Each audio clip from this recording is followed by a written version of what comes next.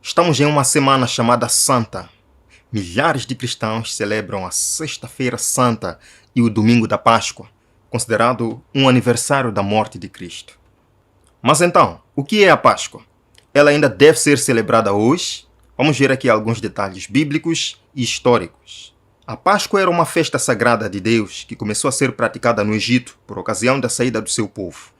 E a Páscoa continua a ser comemorada ano após ano, sempre no dia 14 de Nisan, que com certeza podia calhar em qualquer dia da semana. E era uma festa profética, pois apontava para a morte do Cordeiro de Deus, aquele que tira o pecado do mundo. A última referência à celebração da Páscoa se encontra nos Evangelhos, quando Jesus Cristo celebrou junto com os seus discípulos e no mesmo momento substituiu a Páscoa pela ceia do Senhor.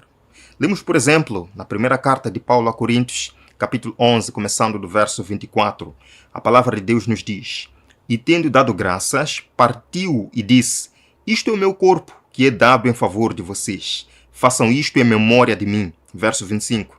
Depois da ceia, ele tomou o cálice e disse: Este cálice é a nova aliança no meu sangue.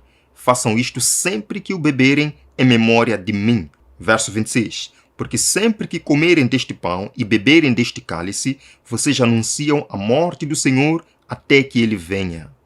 Portanto, para os cristãos hoje, o que recorda, o que comemora a morte de Jesus, não é a Páscoa, mas é a ceia do Senhor, que pode ser celebrada sempre que possível. De onde vem, pois, o costume de comemorar a Páscoa no mesmo dia da semana e no primeiro domingo depois da primeira lua cheia? Sente um pouco que aí vem história. Muito tempo antes do cristianismo, Babilônia tinha uma deusa chamada Estar, a deusa da reprodução e da fertilidade.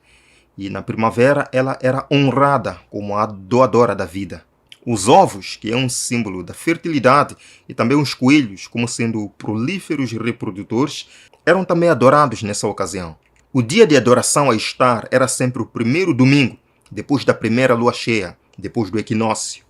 Quando avançamos um pouco na história, chegamos ao tempo em que Constantino se tornou imperador, proclamou sua conversão ao cristianismo e então pegou o dia de adoração a Estar e transformou-o no dia da ressurreição de Jesus, o doador da vida. Infelizmente, muitos cristãos hoje não estão celebrando a Páscoa bíblica do Antigo Testamento, mas celebrando uma festa pagã. Agora, um fato curioso.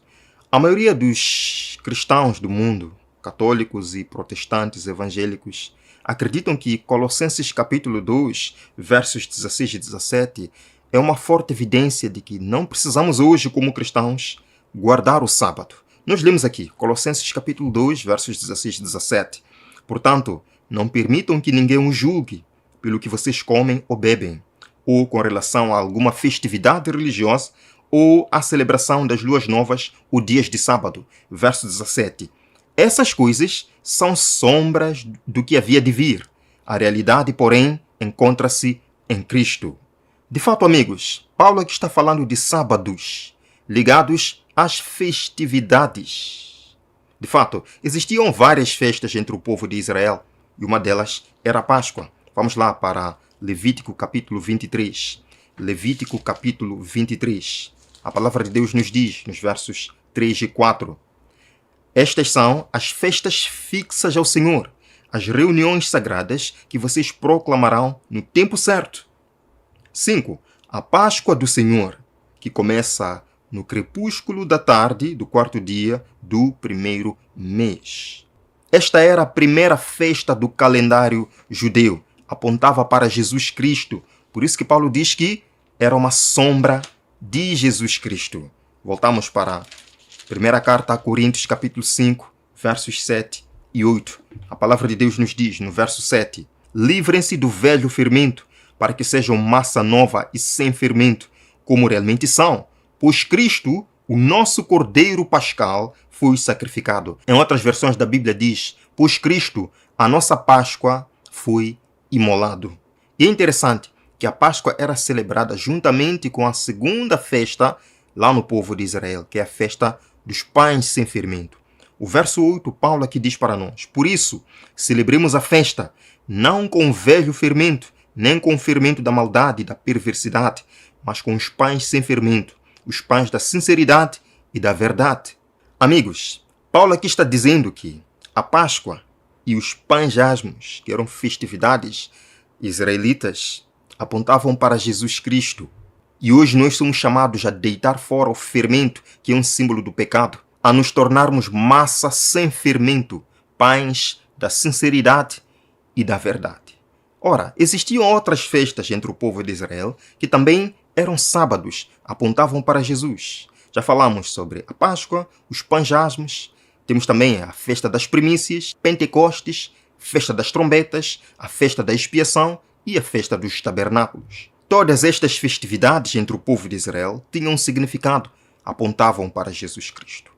Amigos, Colossenses capítulo 2, versos 16 e 17, não está falando do sábado, o sétimo dia da semana. Está falando sim das festividades do Antigo Testamento que apontavam para Jesus Cristo. Portanto, Colossenses 2, 16 e 17, além de invalidar a guarda do sábado, o sétimo dia da semana, vem invalidar a celebração destas cerimônias, inclusive da Páscoa. Hoje nós não celebramos a Páscoa, mas celebramos a ceia do Senhor. E, acima de tudo, a morte de Jesus nos leva a uma vida de verdade e sinceridade, conforme aqui o conselho de Paulo. Celebre Cristo todos os dias. Celebre seu nascimento todos os dias. Celebre sua morte todos os dias. Celebre sua ressurreição todos os dias. Celebre suas promessas. Celebre a promessa de sua segunda vinda. Eu espero que você tenha compreendido. Espero também que você compartilhe este vídeo com os seus amigos. O verei no próximo, aqui no nosso canal. Até breve.